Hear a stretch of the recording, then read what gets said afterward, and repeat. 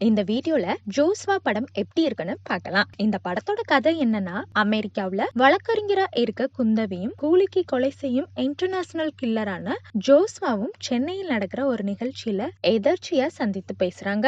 அப்படியே பழகி காதலில் விழுகிறாங்க. ஒரு கட்டத்துல தான் யாருன்ற உண்மைய குந்தவி கிட்ட சொல்லிடுறாரு ஜோஸ்வா. இத ஜீரணிச்சுக்க முடியாத காதலி குந்தவி அவர்கிட்ட இருந்து பிரிஞ்சு போறாங்க. சில ஆண்டுகள் கழிச்சு ஒரு சம்பவம் நடக்குது. அது என்னன்னா, உலக அளவுல பிரபலமான குற்றவாளி ஒருத்தருக்கு எதிராக வழக்காட போகும் குந்தவியை கொலை செய்ய பல்வேறு முயற்சிகள் நடக்குது. அவரை காப்பாற்ற வேண்டிய அசைன்மெண்ட் இன்டர்நேஷனல் கில்லரா இருந்து இப்ப பாதுகாப்பு வீரரா மாறி இருக்கும் ஜோஸ்வாவிடம் வருது. தன் காதலையும் தன் காதலியையும் காக்க களமிறங்கும் ஜோஸ்வா இந்த இரண்டிலும் வென்றாரான்றதுதான் படத்தின் மீதி கதை.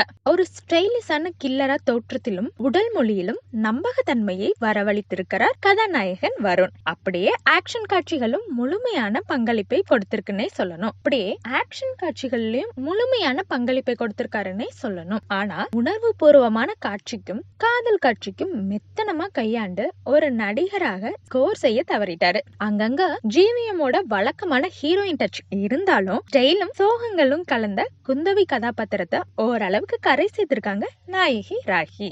ஆனாலும் மனதில் நிற்கும்படியான நடிப்பை எந்த காட்சியிலும் தரலன்னே சொல்லணும். டயலாக் பேசும்போது லிப்சிங் பிரச்சனைகள் வேற ஏராளமாவே இருக்கு.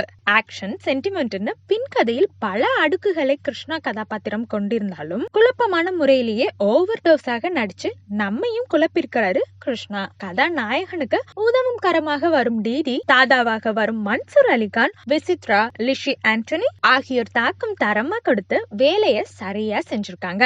எஸ்ஆர் கதிரோட கேமரா ஒர்க் ஆக்ஷன் காட்சிகள்ல கை கொடுத்திருக்கு. ஆக்ஷன் இடிபாடுகளுக்கு இடையே சிக்கி தவிக்கும் திரைக்கதைகளும் உணர்வுகளுக்கும் தேவையான சின்ன சின்ன ஷாட்களை இன்னும் அழுத்தமான வகையில் நிதானமாகவே தொகுத்திருக்கலாம் படத்தொகுப்பாளர் ஆண்டனி. கார்த்திகின் இசையில் டப்பாஷு நேரம், நான் உன் ஜோஸ்வான்னு வர பாடல்கள் பாதி அளவு மட்டுமே ரசிக்க வைக்குது. பின்னணி இசை மட்டும் சில ஆக்ஷன் காட்சிகளில் அட்டகாசமா ஒர்க் அவுட் ஆயிருக்குன்னு சொல்லணும். ஒட்டுமொத்த படத்திலும் ஆறுதலா இருக்கிற விஷயமே சண்டை காட்சிகள்ல அதிரடியை காட்டியிருப்பதுதான். அத ஃபைட் மாஸ்டர் யானிக் பென் சரியா பண்ணிருக்காரு. கண்மூடித்தனமான காதல், எதையும் வெல்லும் கதாநாயகன்னு ஒரு பக்கா ஆக்ஷன் படத்துக்கு வழக்கமான ஒன்லைனோட தொடங்குது படம். ஆனா அந்த ஒன்லைன் மீது கட்டப்பட்ட மொத்த திரைக்கதையும் மேலோட்டகமாவே இருக்குது. ஜிவிஎம்மின் டெம்ப்ளேட்டான காதல் வசனங்கள், அதற்கு பின்னால காதல் பாடல், ஒரு நீண்ட ஆக்ஷன் காட்சி என கனகாமரத்தையும் மல்லியையும் மாற்றி மாற்றி வைத்து பூ கட்டுவது போல நகர்கிறது முதல் பாதி திரைக்கதை.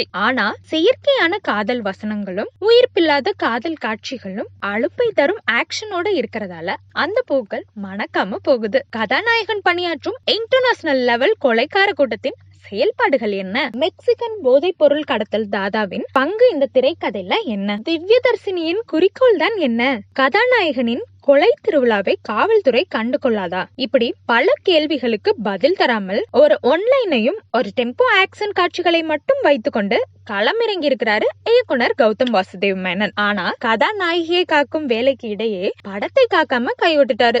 ஆனா துப்பாக்கி தோட்டாக்கள் மட்டும் தெரிக்க விட்டு பேசுது.